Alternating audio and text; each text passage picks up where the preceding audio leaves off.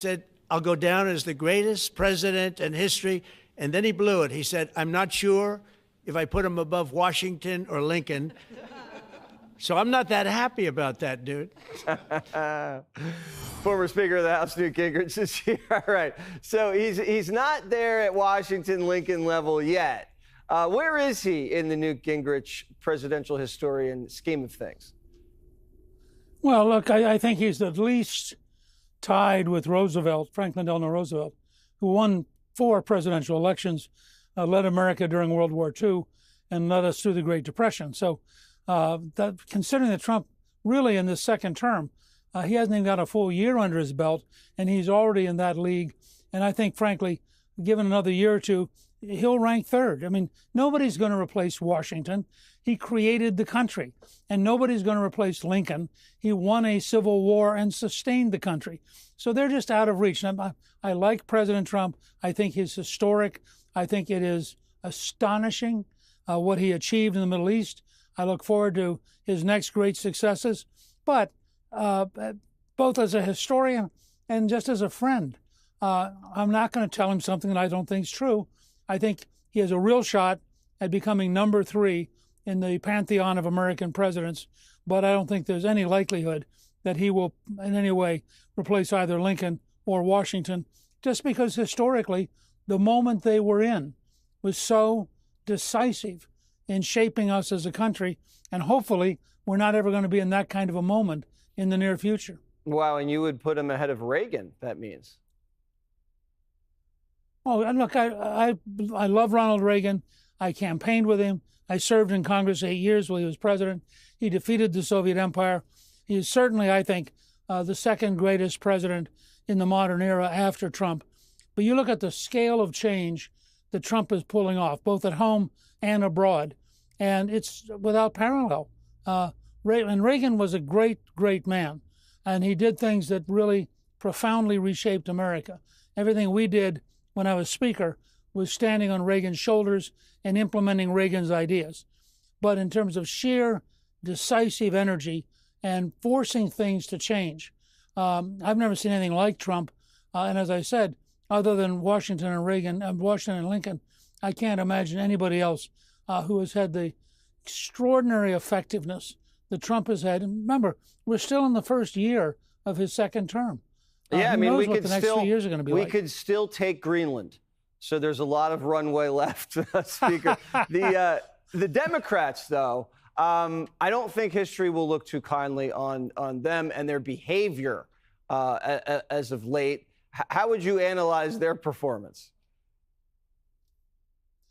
Well, I don't think there is any such thing as the Democrats. I think you have groups of left-wing cuckoos. You have a handful of groups of rational people. You have, remember, you have in Schumer and Hakeem Jeffries, House and Senate leaders. They live 1.1 miles apart, a $15 Uber ride apart in Brooklyn, a city which is about to elect Mamdani as a big government socialist with weird values. Now, that's their world. There's a giant country beyond Brooklyn, and they have no clue what's happening in that country. There's a new poll out in Minnesota, for example, that shows that the Republican nominee, unnamed, is within 3 or 4 points of beating any Democrat who runs. It's Minnesota. And we're seeing this shift all across the country as people, frankly, partly they like Trump, but even more powerfully, they really are getting sick of the Democrats being a party of weirdness, hostility. You know, a guy runs for attorney general in Virginia who desired the death of the Republican speaker and talked positively about the death of his children. I mean, that is a party which is sick. And Spanberger, the candidate for governor, can't even repudiate him. So I think what you have is a sense that these people are really increasingly crazy and increasingly incompetent, and that is shifting people towards the Republican Party, I think, in a very big way. Well, you think this is crazy. Wait till you see the rest of the show, Speaker. Enjoy yourself. I know Trump enjoyed your presence at the White House. Did he ask you about the tile? Did you weigh in on which tile you like? No, we didn't get into that. We got into other stuff, and Callista and I were glad to be there. But as always, there's a certain circus effect, if you will, Yes. when the president's on a roll. Yes, always exciting. Thank you so much. Here with reaction is Texas Senator Ted Cruz. Senator, it was great seeing you. I saw you yesterday when I was in D.C. We talked about this very issue in detail for a long time, and I thought you had a lot of really insightful observations. Let's talk about it.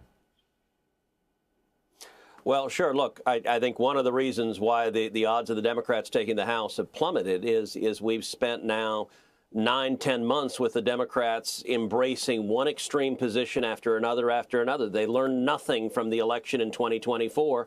It's like every issue across the sun, they picked every 80-20 issue and decided, let's take the 20 side of it and let's abandon the middle class. Let's abandon ordinary working people. And you look at this shutdown now. The shutdown is driven by two things. It's driven, number one, by their desire for free taxpayer-provided health care for illegals. That is an extreme. That's the 20% side of an 80-20, and they're willing to shut the government down. But number two, what this is really about is Chuck Schumer is facing a political crisis. He almost lost his job earlier this year when the Democrats agreed to keep the government open. And he's looking over his left shoulder at AOC. She is breathing down his neck. The reason we are shut down in day 15 of the Schumer shutdown is Schumer is trying to show the radical left he hates Donald Trump as much as they do. And I'll tell you two things that are infuriating. Number one, we voted today the 9th time to reopen the government. Republicans voted over and over and over again to reopen the government. The Democrats voted no.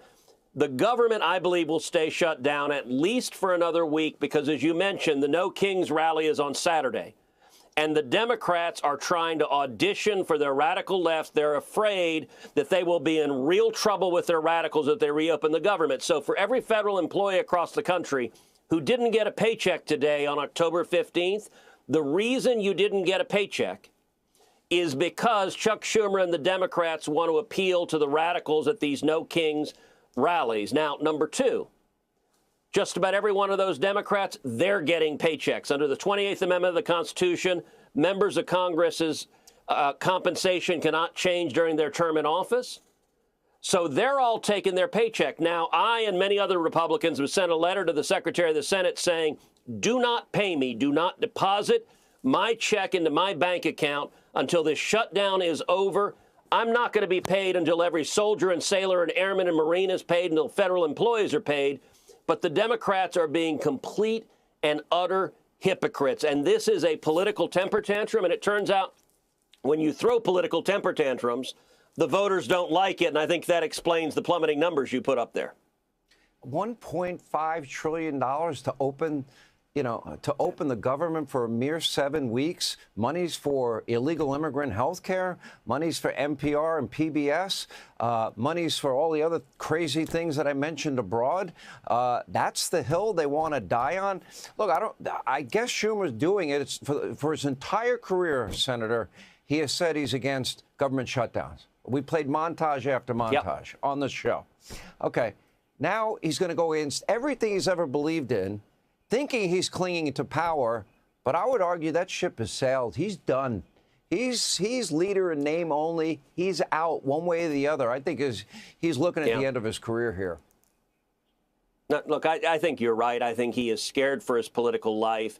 And the Democrats today are a party of radical interest groups. Now, I will say one of the most important things President Trump has done recently is he has pledged that he's going to go after Antifa. And what I've been urging is follow the money, cut off the money. And you look at this No Kings rally, and there's considerable evidence that George Soros and his network is behind funding these rallies, which may well be riots all across the country. And Soros is writing the check.